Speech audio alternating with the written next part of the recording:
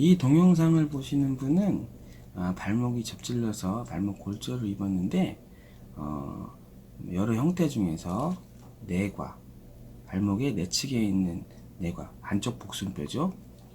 외과, 바깥쪽에 있는 복수뼈입니다. 요 두 개가 골절을 입은 분 중에서 좀 심하게 접질러서 복합골절이 있는 분이에요.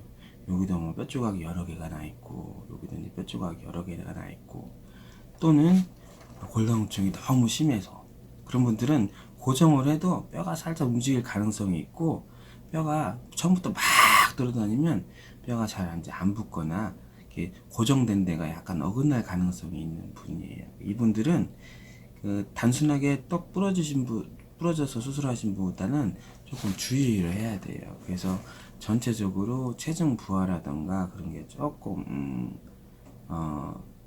늦게 해야 됩니다.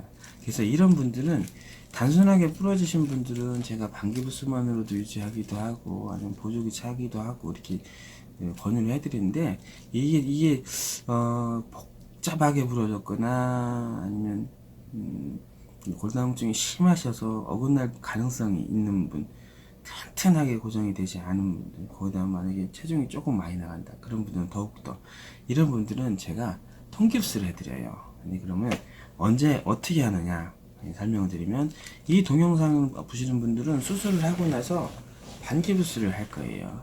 반기부스를 할 건데, 그래서 수술 경과는 어떠냐면, 수술하고 나면 이제 발목이 많이 부어 있거든요. 그럼 바로 통기부스는 못 해요. 그래서 수술하고 나서 한 5일에서 일주일, 뭐 길면 열흘까지도 갈 수가 있는데, 왜냐면 좀 복잡 골절은 외상이 좀 크면 클수록 통기부스, 이게 붓기가 좀 천천히 빠지거든요. 그래서 이 영상을 보시는 분들은 짧게는 5일에서 일주일 또는 길게는 한 열흘 있다가 이제 통기부스로 바꾸실 수가 있어요. 통기부스로. 그때까지는 가급적이면 체중 부하를 하면 안 돼요. 체중 부하를 하시면, 반기부스는 통기부스보다 더 튼튼하지는 않아요. 잘못하면 어긋날 수 있으니까 가급적 체중 부하를 하지 않는데, 그럼 체중 부하를 하지 않고서는 어떻게 생활을 합니까? 예, 양쪽 목발을 이용하거나요. 양쪽 목발, 아니면 휠체어가 있습니다. 휠체어 또는 밖에 막 돌아다니고 빨리 다니고 그래야 되는데 어떻게 휠체어 타고 돌아다니냐. 무릎 자전거라는 게 있어요. 그래서 양쪽 목발을 이용하는 방법하고 무릎 자전거를 이용하는 방법은 제가 목발이라는 동영상이 따로 있어요. 그래서 거기 보시면은 외발 목발, 양발 목발, 무릎 자전거를 이용하는 방법이 있으니까 그걸 참고를 하시고요. 어쨌든 통기부스 하실 때까지는 가급적이면 체중 부하를 하시면 안 돼요. 부득이하고 뭐 뒤꿈치 살살 딛는 거야 어떻게 하겠어요. 하지만 체중 부하는 가급적 하면 안 된다는 거고요. 그런 다음에 붓기가 빠졌네. 이 5일이나 일주일이나 열흘 지나니까 붓기가 빠졌어요. 그러면 이제 통기부스로 바꿔드립니다. 통기부스는 가급적 간단한 걸로 해드리는데, 보시면 조금 특이하구나 그런 기부스를 해드리는데, 혹시 궁금하신 분들은 제 동영상 중에 팔자형 깁스라는 동영상이 있어요. 숫자 8, 팔자형 석고고정, 팔자형 통깁스 뭐 이런 동영상이 있으니까 거기 보시면 되고요. 그거를 이제 감아드려요. 감아드리고 나서는 그때는 체중의 한 반 정도 디디셔도 돼요. 체중의 한 50%에서 80%. 그거는 어떻게 느끼는 거냐면요. 집이나 목욕탕에 체중계에다가 발을 이렇게 올려놓는 거예요.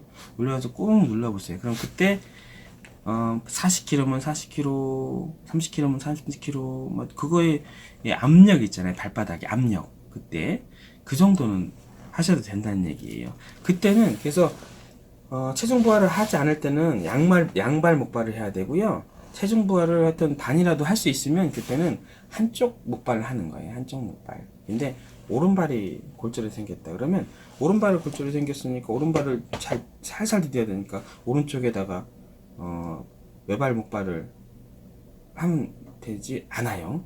예. 오른발이 골절해서 오른발을 살살 디뎌야 되면요, 목발은 왼쪽에다 하는 거예요. 왼쪽에다. 이제 이해가 조금 안 가실 수도 있는데, 제 목발이라는 동영상을 보시든지 아니면 본인 직접 해보시면 알아요. 훨씬 편해요. 그래서 그런 이제 목발 보행을 하는 겁니다. 언제?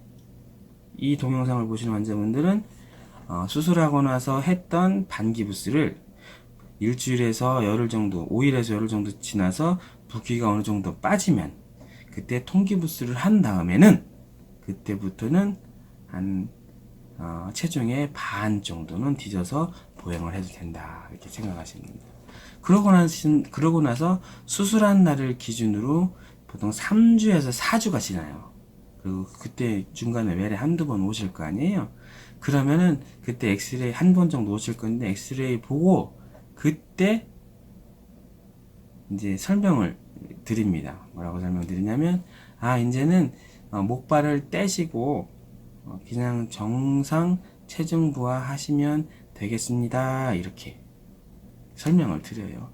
그때는 정 불안하시면 이제 그냥 막 걸으면서 정 불안하시면 살살 외발 목발 하셔도 되고 아니면 그냥 막 걸으셔도 되고 그러는 상태라는 말씀이에요. 정 불안하시면 이제 외발 목발 이렇게 하고 돌아다니시다가 수술한 날을 기준으로 한 달 정도 지나면 기부스를 저희가 풀르거든요. 통기부스를.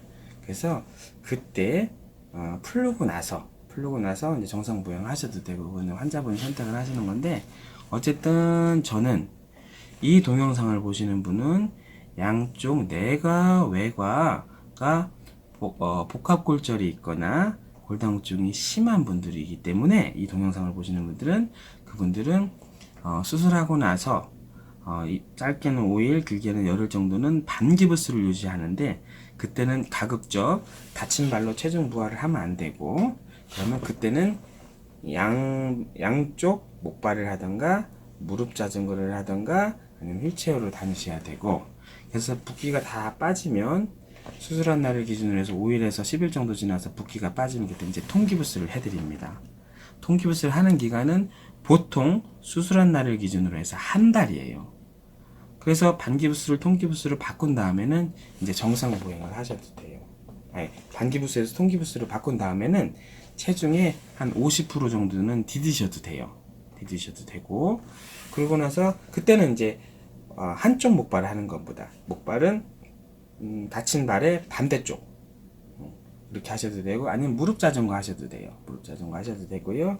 그러고 나서 이제 한 1, 2주 정도 지나면 수술한 날을 기준으로 해서 3주에서 4주 정도 지날 거거든요. 그때부터는 목발 없이 돌아다니셔도 됩니다. 근데 욱신욱신해요. 돌아다니면 붓고 불안하시면 외측 목발, 외발 목발을 하셔도 되고 괜찮으면 떼셔도 되고 그렇게 하는 겁니다. 그런 다음에 수술하고 나서 이제 한 달이 지나면 이제 깁스를 이렇게 풀르는데요, 보통. 그때는 이제 정상 보행 하시면 되고.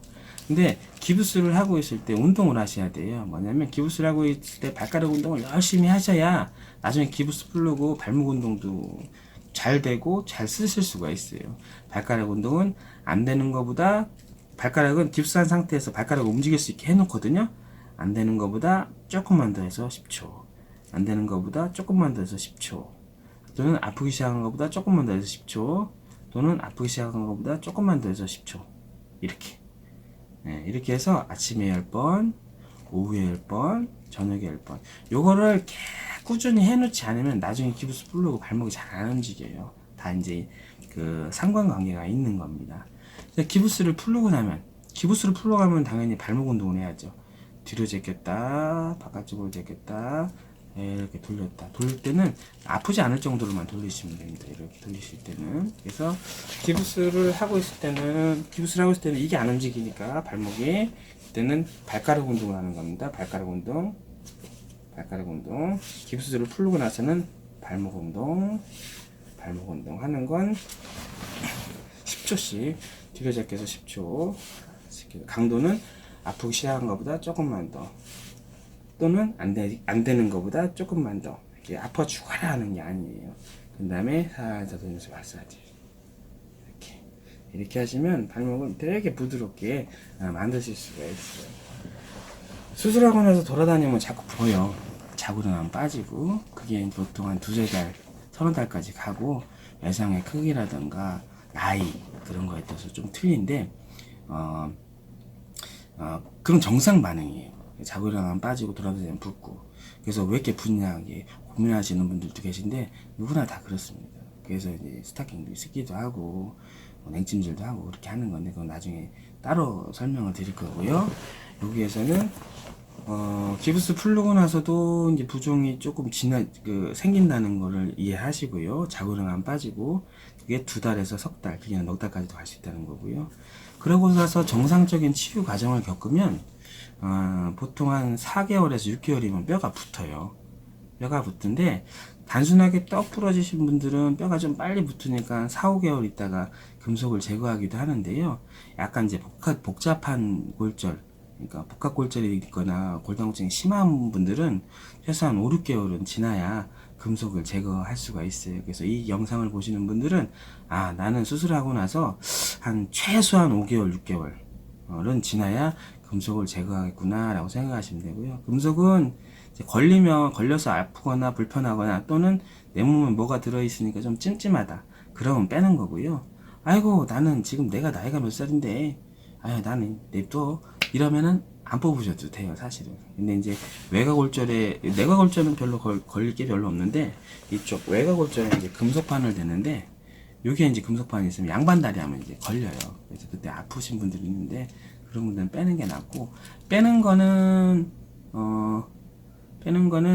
한 뭐 짧게는 10분, 길게는 한 20분 이렇게 걸리고요. 뺄 때는 보통 이게 3일 입원하세요. 2박 3일. 저녁에 입원해서 그 다음날 수술을 하고 그 다음날 퇴원을 합니다. 예. 뺄 때도 마찬가지로 금속 뺄 때도 저는 수술할 때도 아마 환자분이 특별한 말씀 안 하셨으면 이 아픈 쪽 다리만 신경 차단술을 해가지고 허리 마취나 전신 마취 안 하고 신경 차단술을 해서 수술을 했을 건데요. 뺄 때도 마찬가지예요. 이 허벅지에다가 주사 1방 또는 주사 2방 맞고 그래서 이쪽 수술하는 쪽 다리만 마취한 다음에 뺍니다. 그렇기 때문에 저녁에 입원해서 그 다음날 마취하고 수술하고 그 다음에 마취하고 수술한 다음에 마취가 깨면 그 다음날 퇴원하시면 돼요. 수술 시간은 짧게는 5분 10분, 길게는 한 2, 30분 걸릴 수 있다는 거. 그리고 뺄 때는 수술할 때처럼 절개해서 빼는 게 아니라 구멍 뻥뻥뻥 뚫어서 빼고, 여기도 구멍 뻥뻥 뚫어서 빼요. 대부분은, 특별한 경우가 아닌 거는. 그렇게 해서 수술하고 나서 이제 금속을 제거하면 다음날부터 걸어 다니시는 거예요. 운동하셔도 되고 등산 가셔도 되고.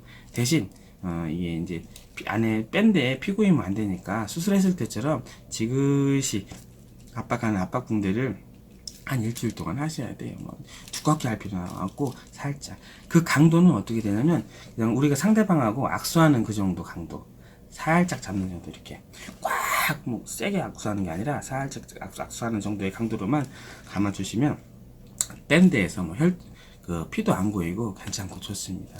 그리고 나면 처음 수술한 날로 따지면 한 6개월 정도 지났을 거 아니에요. 그 다음에는 뇌에서 저는 한 2-3번만 더 보면 됩니다. 수술하고 그러고 나서 한 6개월 후에, 그러고 나서 한 1년 후에, 그러고 나서 또 한 1년 후에, 이런 식으로. 여기까지가 발목에 골절이 됐는데 내가 외가 골절이 돼서 좀 수술을 했는데 약간 복잡하게 돼 있거나 아니면 골다공증이 심해서 처음에 바로 걸으면 안 되고 체중부하 보행을 한 조금 늦춰야 되는 환자분들이 봐야 되는 동영상이었습니다.